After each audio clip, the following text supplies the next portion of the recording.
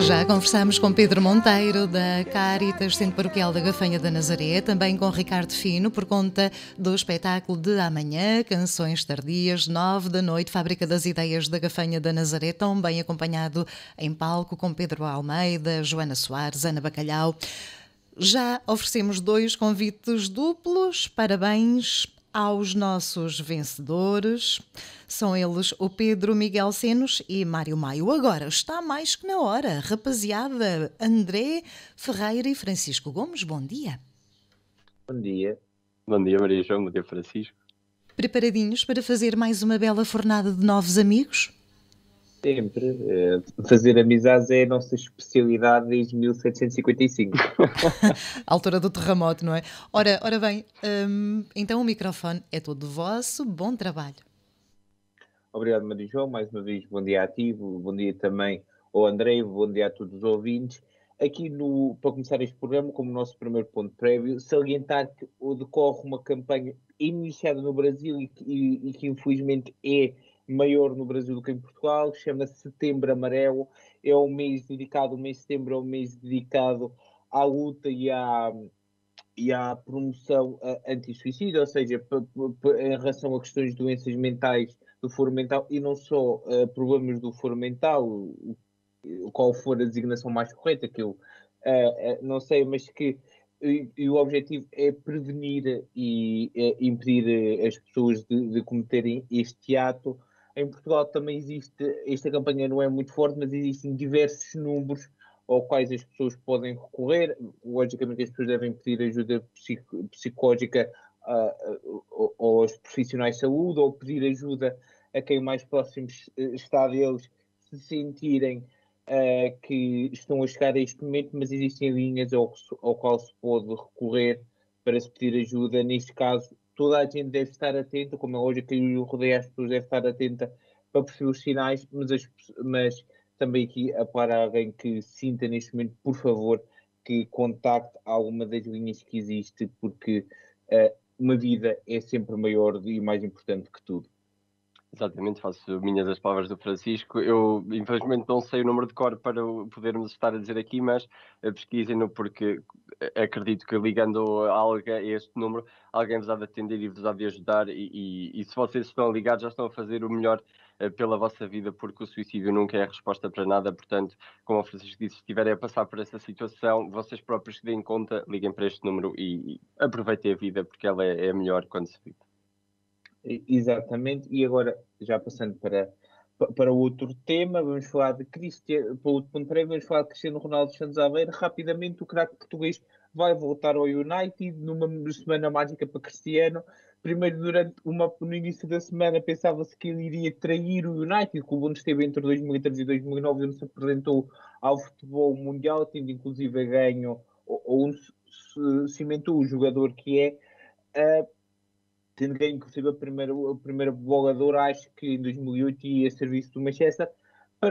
O Cristiano conseguiu fazer essa surpresa, toda a gente pensava que ele ia para o City numa questão de horas com a chamada de Sir Alex Ferguson, etc. Acaba no United, surpreendendo tudo e deixou de ser traidor para o filho pródigo que regressa à casa de forma poética, inclusive Edison Cavani, jogador do United, que tinha a camisola 7, já cedeu a camisola 7 e a Federação Inglesa já autorizou, e Cristiano Ronaldo vai regressar a Manchester com o número 7 à procura de títulos e logicamente de mais recordes. Lembrar que Cristiano Ronaldo sai das Juventus numa passagem que é considerada falhada porque não ganhou a Champions, mas na passagem falhada Cristiano Ronaldo em 3 épocas, Cristiano Ronaldo marcou qualquer coisa como 101 gols em 134 jogos e ganhou 5 títulos.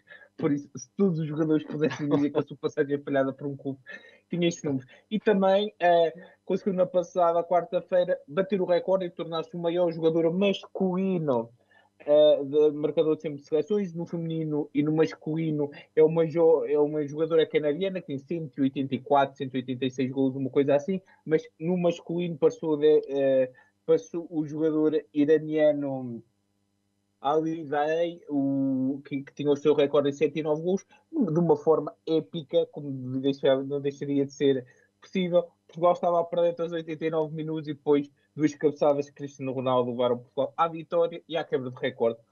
o maior.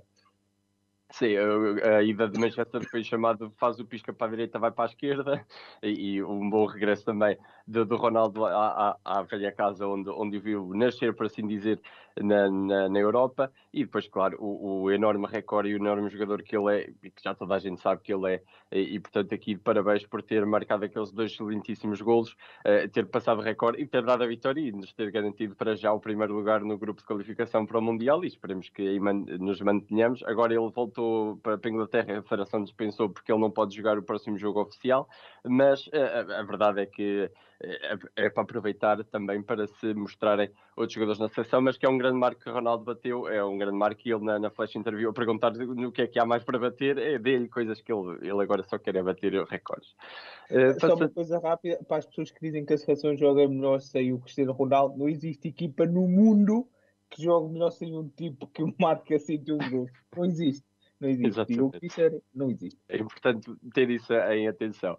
E agora passando para o terceiro ponto prévio, muito rapidamente, uma coisa que também já aconteceu na semana passada, são as equipas portuguesas, masculinas neste caso, que passaram às competições europeias. O Benfica eliminou nos playoffs da Champions o PSV e garantiu o seu lugar na maior competição de futebol, onde já lá estava o Sporting e Porto. Nos grupos, então, ficou o Porto no grupo B com o Atlético Madrid, Liverpool e AC Milan, no grupo da morte desta época na Champions. Os Leões ficaram no grupo C com o Borussia Dortmund, Ajax e Besiktas. Não é um grupo assim muito fácil, mas tendo em conta os outros grupos em que estão as equipas portuguesas, é o mais acessível na Champions, para as equipas portuguesas, claro. E depois os encarnados ficaram no grupo E com Bayern, Munique, Barcelona e Dinamo de Kiev.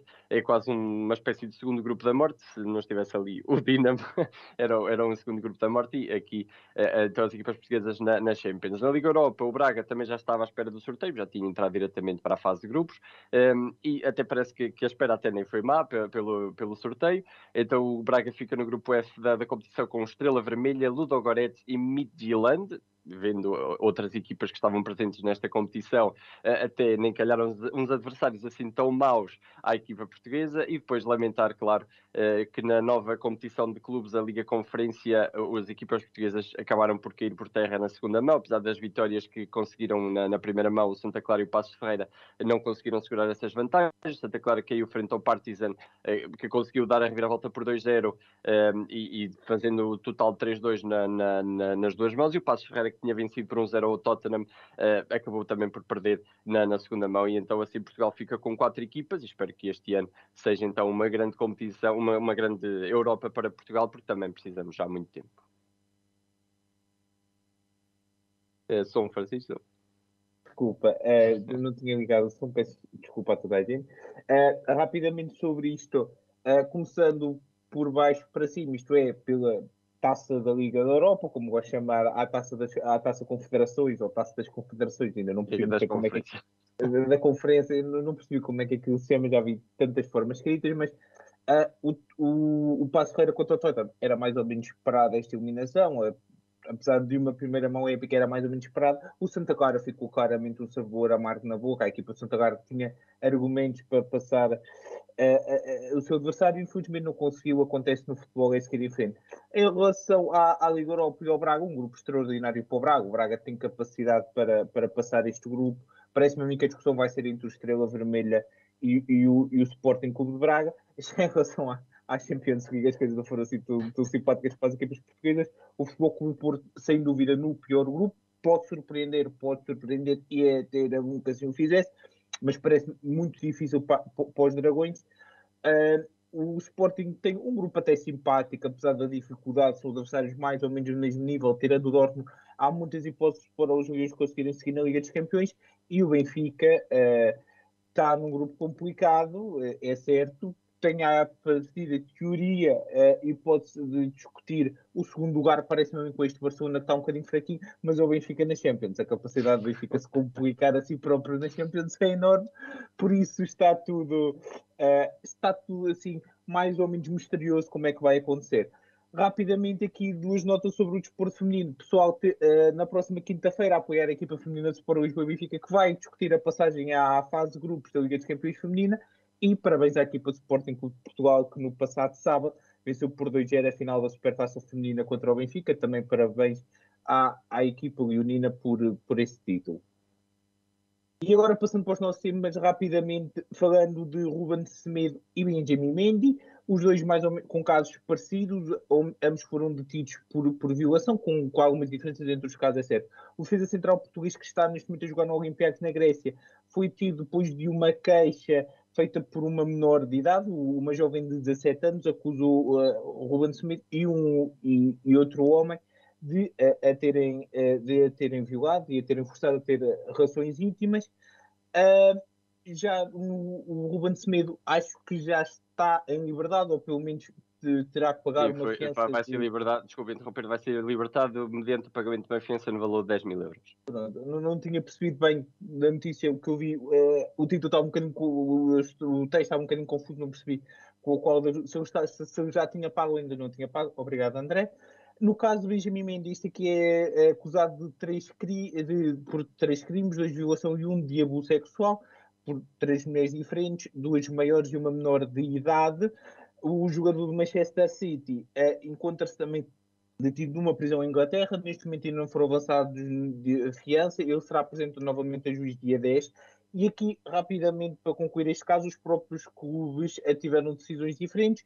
O Olympiacos disse que se ia manter imparcial no caso, não iria tomar nenhuma decisão por causa da presunção de inocência. O City disse que até ao final da investigação o Mendy estaria suspenso de qualquer função do clube, apesar de estar preso, não poderia treinar como é óbvio, mas mesmo depois de libertado estaria suspenso. Isto aqui prova, acima de tudo, e depois é a mesma coisa. Rapidamente, aquilo que nós dizemos sempre quando falamos em todos os casos, a vítima tem culpa, as vítimas têm culpas. Não têm culpa, seja qual for o Estado, seja qual for a razão, não se podem violar pessoas. Eu sei que é estranho dizer isto assim, desta forma, em pleno século XXI, mas é verdade, não se pode acontecer, isto é crime, não se faz, independentemente do motivo. E depois há coisas que são ditas que não influem, que mesmo que nós queiramos proteger a presunção de inocência, não ajudam muito, como por exemplo o advogado Ruben Semedo, que disse que quando olhássemos para a jovem que acusa Ruben Semedo, se ela parecia ter 17 ou 24 anos, que eu sinceramente não percebi qual é que é a diferença que aquele senhor quis ser, a menos que aquele senhor quisesse parecer aquilo que lá está, uma pessoa sem cérebro.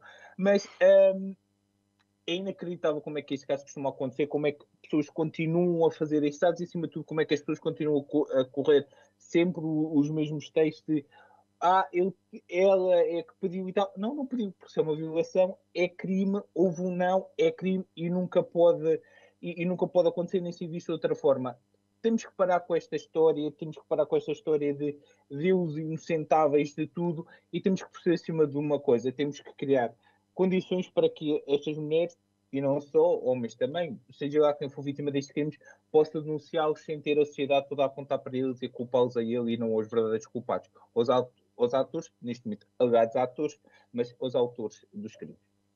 Exatamente, isto, claro, acabando por ser a verdade, que no caso do Ruben Semedo acredito que não foi descoberto nada que provasse isso, mas é claro que esta última fase que o Francisco disse que temos de permitir que as alegadas vítimas denunciem estes casos sem serem julgadas é uma coisa mais importante, se calhar primeiramente do que o julgamento do agressor. Exatamente, obrigado, Francisco. Em si, claro que é bastante importante que o agressor tenha todas as medidas preventivas que merece, como é óbvio, mas aqui, em termos de sociedade, o não julgarmos a vítima é o que está em primeiro lugar. E depois, também é um bocado triste vermos alegados humoristas tentar fazer piada com este caso. Não façam isso, porque só vos fica mal. Eu sei que falam em vocês, mas é uma coisa que se calhar ficou um bocadinho esquisita. Claro que espero que estes casos venham a ser então julgados da melhor forma. Ao que parece. Só uma coisa rápida: podem fazer piadas, como é saber fazer. Sim, exatamente, convém saber fazer. Ao que parece, a justiça inglesa é mais rigorosa do que a justiça grega, neste caso, porque não é portuguesa que está a julgar o caso do Ruben Semedo, mas eu espero que em ambos os casos sejam então averiguadas todas as culpas e que se estas duas pessoas forem culpadas sejam realmente levadas à justiça. Também já um pequeno apontamento também daquele caso que aconteceu de uma orgia, acho que na Suécia ou na Noruega, dentro de um estádio, portanto vemos aqui o mundo do futebol está um bocadinho ligado a estas coisas, se calhar vamos acalmar um bocadinho as coisas e vamos pôr as coisas no seu devido lugar e não vamos aproveitar o facto de sermos estrelas ou figuras para depois nos declararmos inocentes ao dizer que elas só se aproveitam de nós porque nós somos ricos e somos conhecidos e tal. Não, se as coisas acontecem, se há não, como o Francisco disse bem, se há um não, é porque as coisas não têm de acontecer. Podem ter a conversa na mesma, mas se não existe momento para ter relações sexuais, não têm e não há que forçar ninguém, nem no mundo do futebol, nem em outro mundo qualquer. E damos por terminado então o nosso programa desta semana. Fizemos bastantes amigos também em justiças internacionais. Agora não me apetece ir para lá ser preso, faz favor. E para a semana então cá estaremos de regresso para mais amizades, prolongar, manter, criar novas, porque como o Francisco dizia bem desde 1755, porque fomos nós que criámos o terremoto, estamos a fazer amizades. Até para a semana.